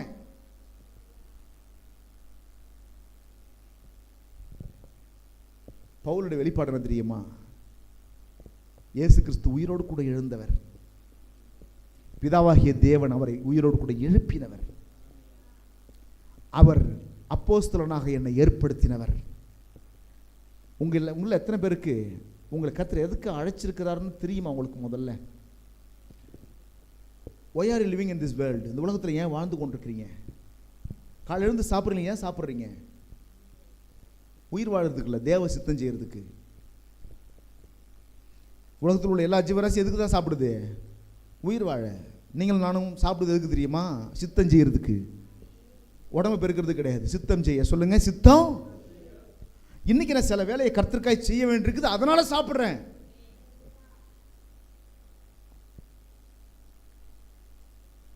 பவுல் அழகா சொல்றாரு. அப்போ பிதாவாகிய தேவனை குறித்த வெளிப்பாட பாருங்க. அழகா சொல்றாரு, பிதாவாகிய தேவன் எப்படிப்பட்ட வல்லமை உள்ளவர் தெரியுமா? மரித்தோரை உயிர்ப்பிக்கக்கூடிய வல்லமை உள்ளவர். கைகளத்தில் கர்த்தரை ஸ்தோத்திரம் பண்ணுவோம். ஹல்லேலூயா. இந்த ஒரு வசனம் தான் 1வது அதிகாரம் 1வது வசனம். என்னென்னலாம் பார்க்குறோம் பாருங்க. பிதாவாகிய தேவனுடைய வல்லமையை பார்க்கிறோம். எப்படிப்பட்ட வல்லமை? மரித்தோரை உயிர்ப்பிக்கிற வல்லமை உடையவர். ஆமென். நான் கேட்கிற, மரித்தோரையை உயிர்ப்பிக்கக்கூடிய வல்லமை உள்ள தேவன் உன் சரீரத்தை உயிர்ப்பிக்க மாட்டாரா? உன் வியாதியை மாற்ற மாட்டாரா? உன் பெலவனத்தை மாற்ற மாட்டாரா? எனக்கு ரொம்ப பிடிச்ச ஒரு பாட்டு இருக்குது. என் இயலாமையில் நீர் செயல்படுவீர், கரம் என்னை விட்டு விலகாதிருக்கும். பாடலாமா? ரொம்ப அருமையான பாட்டு பாருங்க. என் இயலாமையில் நீர் செயல்படுவீர், கரம் என்னை விலகாதிருக்கும். எல்லாம் சொல்லுங்க. என் இயலாமையில் நீர் செயல்படுவீர், கரம் என்னை விலகாதிருக்கும். மலைகளை பெயர்ப்பீர் என்றால். சேர்ந்து எடுத்து பாடலாம். அந்த பாட்டு ரொம்ப அருமையான பாட்டு. வரிகள் மறந்துருச்சு, சேர்ந்து பாடுவோம். சேர்ந்து பாடலாமா? சொல்லுங்க. என் இயலாமையில் நீர் செயல்படுவீர், கரம் என்னை விலகாதிருக்கும். என் இயலாமையில் நீர் செயல்படுவீர், கரம் என்னை விலகாதிருக்கும். மலைகளை பெயர்ப்பீர் என்றால் என் தடைகள் உமக்கு எம்மாத்திரம். மரித்தோரை எழ செய்திரென்றால் என் நோய்கள் உமக்கு எம்மாத்திரம். மலைகளை பெயர்ப்பீர் என்றால் என் தடைகள் உமக்கு எம்மாத்திரம். மரித்தோரை எழ செய்திரென்றால் என் நோய்கள் உமக்கு எம்மாத்திரம். கிரகிக்க முடியா காரியம் செய்வீர், சர்வஞானியே உமை ஆராதிப்பேன். கிரகிக்க முடியா காரியம் செய்வீர், சர்வஞானியே உமை ஆராதிப்பேன். எத்தனை பேர் பாட்டு பாடலாம்? எல்லாருமே சேர்ந்து ரொம்ப அருமையான பாடல் பாருங்க. இன்னொரு சேர்ந்து பாடி கர்த்தரை ஆராதிக்க போறோம். ஒரு 2 நிமிஷம், ஒரு 5 நிமிஷம் இந்த பாடலை பாடலாம். ரொம்ப அருமையா இருக்கும். சவுண்ட்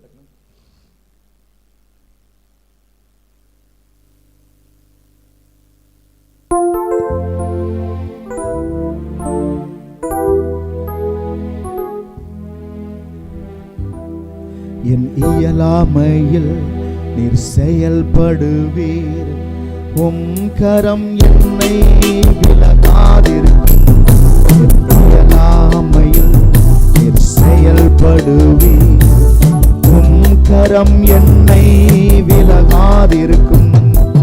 மலைகளை பெயர்ப்பீர் என்றால் என் தடைகள் உமக்கு எம்மாத்திரம். மரித்தோரை எழ செய்திருந்தால் என் நோய்கள் உமக்கு எம்மாத்திரம். கிரகிக்க முடியா காரியம் செய்வீர், சர்வஞானியே உமை ஆராதிப்பேன். கிரகிக்க முடியா காரியம் செய்வீர், சர்வஞானியே உமை ஆராதிப்பேன். கோலும் கையும் இரு பரிவாரமாகும், உம்மாலன்றி இது யாரால் கூடும். வெறும் கோலும் கையும் இரு பரிவாரமும், உம்மாலன்றி இது யாரால் கூடும். ஆகாயத்து பட்சிகளை போஷிப்பீர் என்றால் என்னையும் போஷிப்பது நிச்சயமே. காட்டு புஷ்பங்களை உடுத்துவது நீர் என்றார், என்னை குறைவின்றி நடத்துவதும் நிச்சயமே. கிரகிக்க முடியா காரியம் செய்வீர், சர்வஞானியே உமை ஆராதிப்பேன். கிரகிக்க முடியா காரியம் செய்வீர்,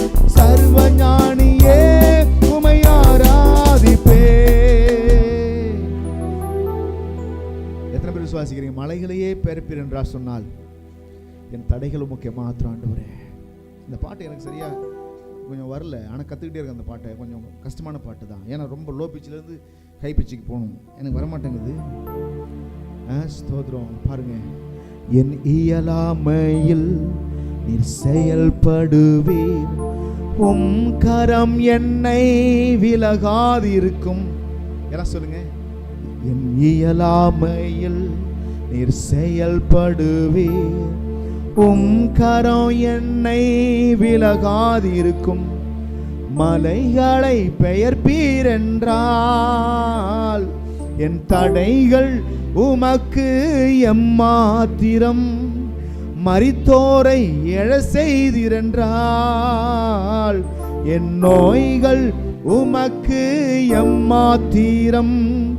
கிரகிக்க முடியா காரியம் செய்வி, சர்வஞானியே உமை ஆராதிப்பேன். கிரகிக்க முடியா காரியம் செய்வீர், சர்வஞானியே உமை ஆராதிப்பேன். பெருகோலும் கையும் இரு பரிவாரமாகும், மாலன்றி இது யாரால் கூடும். வெறும் கோலும் கையும் இரு பரிவாரமாகும், உம்மாலன்றி இது யாரால் கூடும். ஆகாயத்து பட்சிகளை போஷிப்பீர் என்றால் என்னையும் போஷிப்பது நிச்சயமே. காட்டு புஷ்பங்களை கொடுத்துவது நீர் என்றால் என்னை குறைவின்றி நடத்துவதும் நிச்சயமே. கிரகிக்க முடியா காரியம் செய்வீர், சர்வஞானியே உமை ஆராதிப்பேன். கிரகிக்க முடியா காரியம் செய்வீர், சர்வஞானியே உமை ஆராதிப்பேன். கிரகிக்க முடியா காரியம் செய்வீர், சர்வஞானி. என் தேவன் எனக்காய் ஏதாயிலும் செய்திடுவார் என்றாயிலும் என்னை மறந்தது உண்டா. என் தேவன் எனக்காய் ஏதாயிலும் செய்திடுவார் என்றாயிலும் என்னை மறந்தது உண்டா. என் தேவன் எனக்காய் ஏதாயிலும் செய்திடுவார் என்றாயிலும் என்னை மறந்தது உண்டா. என் தேவன் எனக்காய் ஏதாயிலும் செய்திடுவார் என்றாயிலும் என்னை மறந்தது உண்டா.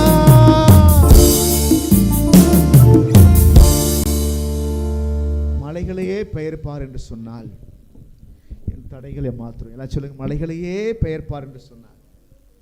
எல்லாம் சொல்லுங்க, மலைகளையே பெயர்ப்பார் என்று சொன்னால் என் தடைகளை மாத்திரம். என்ன பெரிய ஒரு ஆச்சரியம் இல்லையா?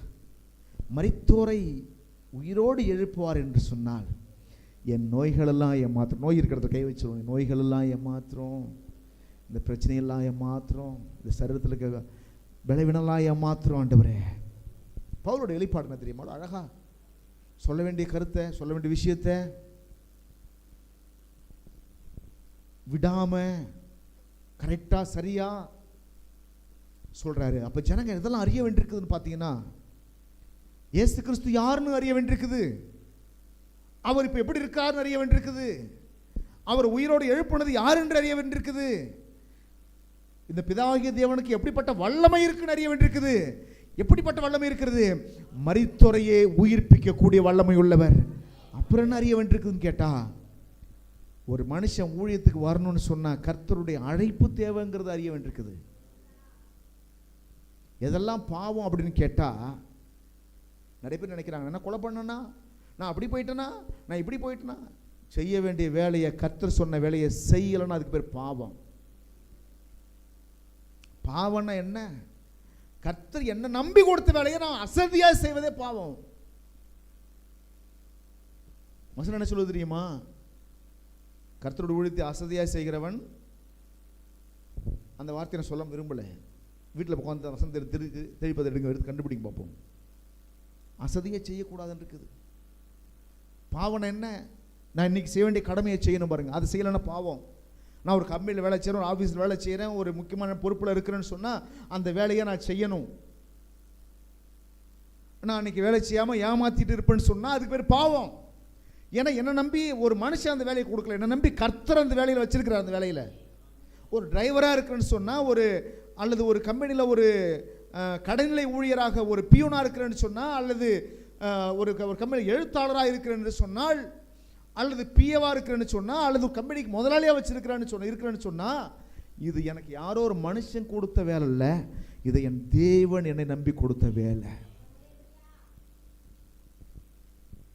ஒரு 4 பேர் தான் வராங்க ஜெபத்துக்கு. ஆனால் அந்த ஜெபக்குழு நடத்துறதுக்கு என்ன வச்சிருக்கிறான்னு சொன்னால், இது மனுஷன் கொடுத்த வேலை இல்லை, இது கர்த்தரை நம்பி கொடுத்த வேலை. கொஞ்சத்தில் உண்மையில தான் கர்த்தர் என்ன செய்றாராம்?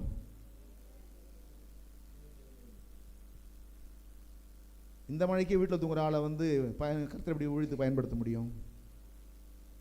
இந்த மழைக்கு எந்த கதினாக்க, இதை விட பெரிய பெரிய மழையெல்லாம் பார்த்துட்டு வந்தவங்கள நம்மெல்லாம், வெள்ளத்தில் நீந்தி வந்து ஊழியம் செஞ்ச ஆட்கள் நம்மெல்லாம், இந்த மழையெல்லாம் ஏமாத்துறோம். ஆமென். சபை ஆரம்பித்த நாட்களில் தான் அந்த வெள்ளம் பாலம் அடிச்சுட்டு போயிடுச்சு. அங்கேருந்து வீட்டிலேருந்து கிளம்பி அப்போலாம் ரொம்ப கஷ்டமான சூழ்நிலை. ஒரு 10 விசுவாசி வந்தால் பெரிய விஷயம். அந்த நாட்கள் அப்படிப்பட்ட நாட்கள் நான் சொல்கிறேன்.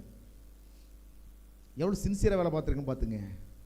அங்கேருந்து அந்த ஆற்றை கடந்து தான் பார்த்தா ஒரு காக்கா குருவி கூட சர்ச்சில் உட்காரலைங்க. நான் இவ்வளோ தூரம் எங்கள் ஊர்லேருந்து கிளம்பி உயிரை பணையம் வைத்து இவ்வளோ தண்ணியில் காற்றுல இறங்கி பரிசலில் போகிறது காசு இல்லாமல் ட்ரெஸ் எல்லாம் தூக்கி தலைமை வச்சுக்கிட்டு துண்டை கட்டிட்டு இறங்கி இந்தாண்ட இடையில அடிச்சுட்டு போனது தான். அவ்வளோ உயிரை பணையம் ரிஸ்க் எடுத்து உட்காந்து பார்க்குறேன். அந்த மழையில் ஒரு ஆத்மா கூட சர்ச்சுக்கு உட்காந்துருக்கல. எப்படி இருக்கும்? எப்பா இவ்வளோ தூரம் ரிஸ்க் எடுத்துருக்கேன் நான் உங்களுக்காக.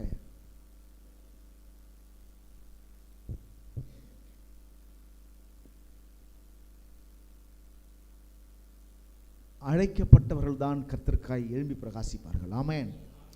பவுலுடைய வெளிப்பாடை பார்க்குறோம். அடுத்து என்ன சொல்கிறார் அப்படின்னாக்க, கலாத்திய புஸ்தகத்தில் பவுல் இன்னும் அநேக காரியங்களை அவர் தன்னோட வெளிப்பாடாக சொல்கிறார். அதில் சில காரியத்தை நீங்கள் படிக்க போகிற பாருங்க. அவர் சொல்கிறாரு, என்ன சொல்கிறார் அப்படின்னாக்க, கிருபையை யாரால் உண்டாவதுங்கிறத சொல்கிறார். 3ஆம் வசனத்தை படிங்க. பிதாவாகிய தேவனாலும் நம்முடைய கர்த்தராகிய இயேசு கிறிஸ்துவினாலும் உங்களுக்கு கிருபையும் சமாதானமும். இப்போ உலகத்திலேயே கிருபை வரணும்னு சொன்னால், சமாதானம் வரணும்னு சொன்னால், யார் தான் அந்த கிருபைக்கு மூல காரணம் அப்படின்னாக்க, பிதாவாகிய தேவனும் கர்த்தராகிய இயேசு கிறிஸ்துவும் தான் காரணம். எல்லாம் சொல்லுங்க, பிதாவாகிய தேவனும் கர்த்தராகிய இயேசு கிறிஸ்துவும் தான். இன்னைக்கு நல்லா வாழ்கிறோமே யார் காரணம்? என் படிப்பு, என் திறமை, என் அறிவு, என் ஞானம், என் புத்தி இதெல்லாம் கிடையாது. எது? அவருடைய கிருபை. அவர் கிருபை எங்கேருந்து வந்திருக்குது? கிருபை பிதாவாகிய தேவனால உண்டாகி இருக்கிறது. கிருபை எதனால் யாரால் உண்டாகுது சொல்றீங்க? கிருபை யாரால் உண்டாகிறது? தேவனால உண்டாகிறது. கிருபை யாரால் உண்டாகிறது? இயேசு கிறிஸ்துவினால உண்டாகிறது. ஆமென். யோவானுடைய சுவிசேஷ புஸ்தகத்தில் படிக்கிறோம் கிருபை எப்படி உண்டாகுதுன்னு வசனம் சொல்லுதுனாக்க, கிருபை எப்படி உண்டாகுது அப்படின்னா வசனத்தை படிங்க. யோவானுடைய சுவிசேஷ புஸ்தகத்தில் திருப்பிக் கொள்ளுங்க. யோவானுடைய சுவிசேஷ புஸ்தகம் 1வது அதிகாரம் எடுத்துக்கொள்ளுங்க. யோவானுடைய சுவிசேஷ புஸ்தகம் 1வது அதிகாரம். இந்த கிருபை எப்படி உண்டாகுது என்பதை நான் படிக்க போகிறோம். 1வது அதிகாரத்தை எடுத்துக்கொண்டு பாருங்க. 16வது வசனத்தை படிங்க. 16, 17 படிங்க. அவருடைய பரிபூரணத்தினால். யாருடைய பரிபூரணம்? இயேசு கிறிஸ்துனுடைய பரிபூரணம். எல்லாம் சொல்லுங்க, இயேசு கிறிஸ்துனுடைய பரிபூரணம். பரிபூரணம் என்ன அர்த்தம் சொல்லுங்க? நிறைவு. அவருடைய நிறைவினால். அதாவதுங்க, நான் ஒருத்தர் கொடுக்கணும்னு சொன்னால் முதல்ல நான் நிறையா இருக்கணும் இல்லையா? நான் நிறையா இருக்கணும். அப்போ இயேசு கிறிஸ்து எப்படி இருக்கிறாருனாக்கா அவர் குறையா இல்லை. அவர் எப்படி இருக்கிறாரு? நிறைவாய் இருக்கிறார். எல்லாம் சொல்லுங்க, நிறைவாய் இருக்கிறார். இந்த வசனம் என்ன சொல்லுதுன்னா, அவருடைய பரிபூரணத்தினால் நாம் எல்லோரும் கிருபையின் மேல் கிருபை பெற்றோம். எல்லாம் சொல்லுங்க, கிருபையின் மேல் ஒரு கிருபை, அதுக்கு மேல இன்னொரு கிருபை. எல்லாம் சொல்லுவாங்கல்ல, பணத்து மேல பணம் சேருதுங்க அவனுக்கு சொல்லுவாங்கல்ல, சொத்து மேல சொத்து சேருதுமாங்கல்ல. உங்களுக்கு எனக்கு கிருபை மேல கிருபை சேருது. கைகளை தட்டி கர்த்தரை ஸ்தோத்திரம் பண்ணுவோம். ஹல்லேலூயா. சொத்து மேல சொத்து சேர்றது போல கிருபை மேல கிருபை. இந்த வசனம் சொல்லுது பாருங்க. நம்ம எல்லோரும் என்ன செஞ்சோமா? கிருபை மேல கிருபை பெற்றோம். வாழ்வதற்கே பலன் கிடைத்தது, அது தேவ கிருபை. இப்போ வேலை செய்யறதுக்கு பலன் கிடைச்சிருக்கு, அது தேவ கிருபை. வேலையில சம்பள உயர்வு கிடைத்தது, அது தேவ கிருபை. அப்போ முதல்ல வாழ முடியுமான்னு யோசிச்சோம், வாழ்க்கையை கொடுத்தாரு. வேலை கிடைக்குமான்னு யோசிச்சோம், வேலையை கொடுத்தாரு, அதுவும் கிருபை. வேலையில சம்பள உயர்வு கிடைக்குமா நினைச்சோம், சம்பள உயர்வு கிடைச்சிருக்குது, இதுவும் கிருபை. அப்போ ஒரு கிருபை, வாழ்வதற்கு ஒரு கிருபை, வேலைக்கு ஒரு கிருபை, சம்பள உயர்வுக்கு ஒரு கிருபை. அப்ப கிருபை மேல எவ்வளோ கர்த்தர் நமக்கு செஞ்சிருக்கிறாரு. வீட்டில் விட்டுட்டு வந்து இங்கே வந்து அரைகுறையா பாதி நேரத்தில் வந்து நின்றுட்டு சர்ச்சில் ஆராதிக்கிறேன்னு சொன்னால் எப்படி இருக்கும்? கிருபை பெற்றுட்டு கிருபையெல்லாம் வீட்டில் போக்கடிச்சிட்டு, வசனம் சொல்லு, கிருபையை போக்கடிக்கிறார்கள், தாங்கள் ஒரு கிருபை போக்கடிக்கிறார்கள்.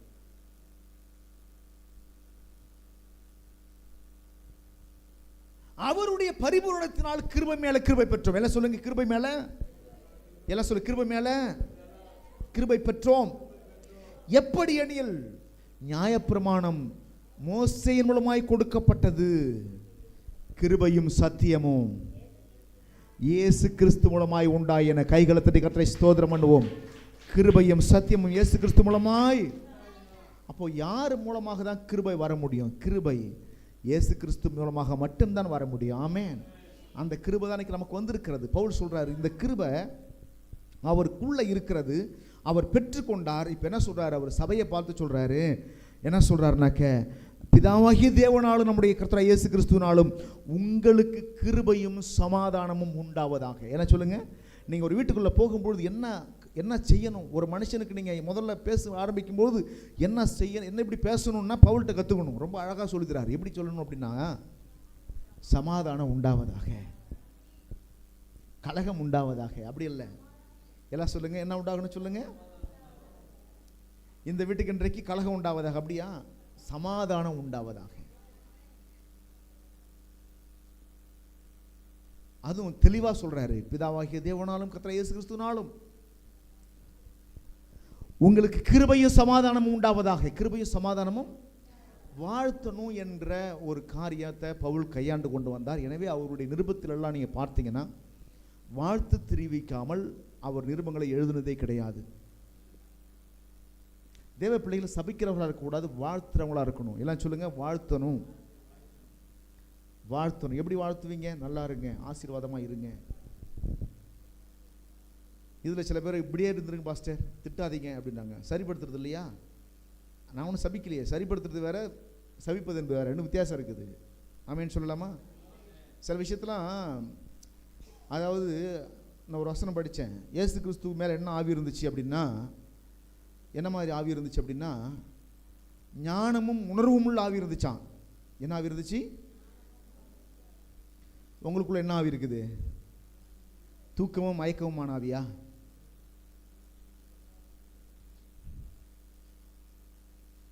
இயேசு கிறிஸ்துக்குள்ள என்ன ஆவி இருந்துச்சுன்னா, ஞானமும், அந்த 9ஆம் அதிகாரம் நினைக்கிறேன், எடுத்துக்கொண்டு படிக்கலாம். ஏசாயா தீர்க்கதரிசி புத்தகம் எடுத்துக்கொள்ளுங்க.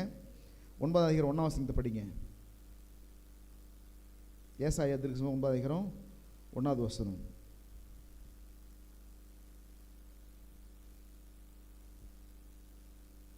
சாரி, 11ஆம் அதிகாரம் 2ஆம் வசனம். ஏசாயா தீர்க்கதரிசி புத்தகம் 11ஆம் அதிகாரம் 2ஆம் வசனம் படிங்க. ஞானத்தையும் உணர்வையும் அருளும் ஆவியும், ஆலோசனையும் பலனையும் அருளும் ஆவியும், அறிவையும் கர்த்தருக்கு பயப்படுகிற பயத்தையும் அருளும் ஆவியுமாகிய கர்த்தருடைய ஆவியானவர் அவர் மேல் தங்கி இருப்பார். என்ன ஆவியானவர் சொல்லுங்க? என்னெல்லாம் கொடுக்குறாரு அவர்? ஞானம் இருந்தால் மட்டும் போத, உணர்வு வேணும். உதாரணம் சொல்கிற பாருங்களேன், சில பேருக்கு நல்லா சமைக்க தெரியும், காய் இருக்கும், வெங்காயம் இருக்கும், தக்காளி இருக்கும், எல்லாமே இருக்கும், ஆனால் வீட்டில் சோறு மட்டும் இருக்காது. ஏன் சொல்லுங்க? எல்லாம் இருக்குது, அது சமைக்கவும் ஞானமும் இருக்குது, ஆனால் என்ன தான் இல்லை, எழுந்திருக்கணுன்ற உணர்வு இல்லை, உட்காந்து எடுத்துட்டு எழுந்திருக்கணுன்ற, போய் சமைக்கணுன்ற உணர்வு இல்லை. அப்போ ஞானம் இருந்து பிரயோஜனம் கிடையாது. அப்போ ஆவியான, இந்த ஆவியான எப்படிப்பட்டவர் கேட்டால், ஞானத்தையும் கொடுக்குறாரு, உணர்வையும் கொடுக்கிறார். ஆமேஸ்வரன் ஞானத்தையும் கொடுக்கிறார், உணர்வையும். அப்புறம் என்ன சொல்றாரு? ஆலோசனையும் கொடுக்கிறார், செய்வதற்கான பலனையும் கொடுக்கிறார். சொல்லுங்க, ஆலோசனையும் கொடுக்கிறார், செய்வதற்கான பலனையும் கொடுக்கிறார். அப்புறம் என்ன ஆவியானவர்? அறிவையும் கொடுக்கிறார், கர்த்தருக்கு பயப்படுகிற பயத்தையும் கொடுக்கிறார். எல்லாம் கவனிங்க. நிறைய அறிவு இருக்கும், ஆனால் பயப்பட மாட்டாங்க. அறிவு இருக்கும். எப்படி? அவரை தேவனென்று அறிந்தும் அவரை தேவனென்று மகிமைப்படுத்தாமலும் ஸ்தோத்திரியாமலும் இருந்து அவங்க என்ன செஞ்சாங்க? கர்த்தருடைய கோபத்துக்கு ஆளாகி போனார்கள். என்ன இருந்துச்சு? அறிவு இல்லாமலாம் கிடையாது, கர்த்தர் யாருன்னு தெரியாமலாம் கிடையாது, அறிவு இருக்குதுங்க. நிறைய பேர் யார் நல்லா நல்லா ஏமாத்துறவங்க யார் தெரியுமா? அறிவு இல்லாதவங்க கிடையாது. தெரியுமா உங்களுக்கு? அறிவு இல்லாதவர்கள்லாம் கரெக்டாக இருப்பாங்க, பஞ்சுவாலிட்டியாக இருப்பாங்க. ஏமாத்துறவங்க போகிற பாருங்க, அறிவு உள்ளவங்க தான் ஏமாற்றுவாங்க. நீங்கள் வேணால் உங்கள் லைஃப்பில் எடுத்து பாருங்க, உங்கள் கூட இருக்கிறவங்க சுற்றி பாருங்கள். இப்போது ஒரு மனுஷன் நீங்கள் சொல்லுங்களேன், சர்ச்சுக்கு போனால் இயேசு சுகம் தருவார்னு சொல்லுங்கள். எத்தனை மணிக்கு வருவார்? எத்தனை மணிக்கா? 8 மணிக்கு சர்ச். 8 மணிக்கா? கரெக்டாக 7:50 வந்துப்பார். ஆனால் உங்களுக்கு என்ன வந்திருக்குது? கடவுள் யாருன்னு அறிவு இருக்கும், எல்லா அறிவு இருக்கும். ஆனால் என்ன செய்வீங்க? நீங்கள் வேணும்னே வர வேண்டியது. ஆடி அசந்து, காற்று இல்லைன்னா, மழை இல்லைன்னா, புயல் இல்லைன்னா, வெயில் இல்லைன்னா, பனி இல்லைன்னா, எந்த காலம் அப்படி ஒரு காலம் இருக்குது? ஸ்தோத்திரம். எல்லாம் கவனிங்க, எல்லாம் கவனிங்க. எதுக்காக சொல்கிறேன்னா, அறிவு இருந்தால் மட்டும் போதும். கர்த்தருக்கு பயப்படுற பயமும் ஆவியானவர் கொடுக்கணும். ஆமென். கர்த்தருக்கு பயப்படணும் அறிவு இருக்கா? பயமே இல்லை. பயப்படணும் அறிவு இருக்குது, ஆனால் என்ன இல்லை? கர்த்தருக்கு பயப்படுற பயம் தேவ பிள்ளைகிட்ட இல்லை. பவுல் என்ன செய்கிறார் பார்த்தீங்கன்னா, பவுலுடைய வெளிப்பாடை பற்றி தான் பேச வந்தேன்னா, கொஞ்சம் நீங்களாம் வந்த உடனே சில பேர் பண்ண டென்ஷனால கொஞ்சம் ட்ராக் மாறி போகுது. இன்னும் வெளில வரல, எழுந்து நான் வெளில வரல. எல்லாரும் எழுந்திரிக்கலாம். அப்படி எழுந்திரிப்போம், கண்களை இப்படி ஸ்தோத்திரம் பண்ணுவோம். ஹல்லேலூயா. நன்றி ஆண்டவரே.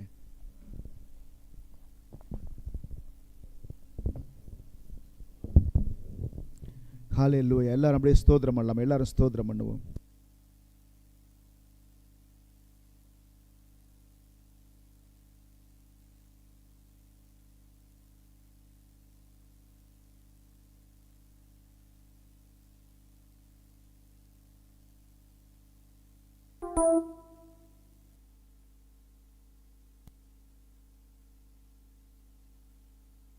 ஜெபம் பண்ணுங்க, ஆண்டவர்கிட்ட துதிங்க. கர்த்தர் நல்லவர். அவர் நம்மை வெளிப்பாட்டோடு கூட வாழும்படி அழைத்திருக்கிறார். வெளிப்பாடுள்ள தேவ பிள்ளைகளாக வாழும்படி அழைத்திருக்கிறார். எல்லாரும் அப்படியே ஸ்தோத்திரம் பண்ணலாமா? ஹல்லேலூயா, ஹல்லேலூயா, ஹல்லேலூயா. எல்லாரும் ஒப்பு கொடுங்க, எல்லாரும் ஒப்பு கொடுங்க. நன்றி கர்த்தாவே, ஸ்தோத்திரம் ஆண்டவரே, ஸ்தோத்திரம் ஆண்டவரே, ஸ்தோத்திரம்ப்பா. நன்றி கர்த்தாவே, நன்றி இயேசுவே. வெளிப்பாடு இல்லைன்னு சொன்னா ஜனங்க சீர்கெட்டு போவார்கள். தரிசனம் இல்லாத இடத்துல ஜனங்க சீர்கெட்டு போகிறார்கள். வசனம் இப்படியாய் சொல்லுது, தீர்க்க தரிசனம் இல்லாத இடத்துல ஜனங்க சீர்கெட்டு போகிறார்கள். தேவனுடைய பிள்ளைகளை இந்த காலை நேரத்தில் நீங்க ஒப்பு கொடுங்க. ஆண்டவர்கிட்ட ஜெபம் பண்ணுங்க, ஆண்டவர்கிட்ட ஜெபம் பண்ணுங்க. நான் வெளிப்பாட்டோடு கூட வாழ விரும்புகிறேன். என் தேவன் இப்படிப்பட்டவர் என்பதை அறிந்து கொள்ள விரும்புகிறேன். என் தேவன் மரித்தோரை உயிர்ப்பிக்கக்கூடிய வல்லமை உள்ளவர். என் தேவன் மரித்தோரை உயிர்ப்பிக்கக்கூடிய வல்லமை உள்ளவர். ஹல்லேலூயா. எப்படிப்பா உமக்கு நன்றி சொல்லுவேன், சொல்ல வார்த்தையே இல்லை. நீங்க போதும் என் வாழ்க்கை முழுவதும், வேறு ஆசையே இல்லை. எப்படிப்பா உமக்கு நன்றி சொல்லுவேன், நீங்க போதும் என் வாழ்க்கை முழுவதும், வேறு ஆசையே இல்லை. என் தாய் உருவாகு முன்னே என் கருவை கண்டீரையா. என் பெயர் உருவாகு முன்னே பெயர் சொல்லி அழைத்தீரையா. எப்படி பாவுமக்கு நன்றி சொல்லுவேன், சொல்ல வார்த்தையே இல்லை. நீங்க போதும் என் வாழ்க்கை முழுவதும், வேறு ஆசையே இல்லை. எப்படி பாவுமக்கு நன்றி சொல்லுவேன், சொல்ல வார்த்தையே இல்லை.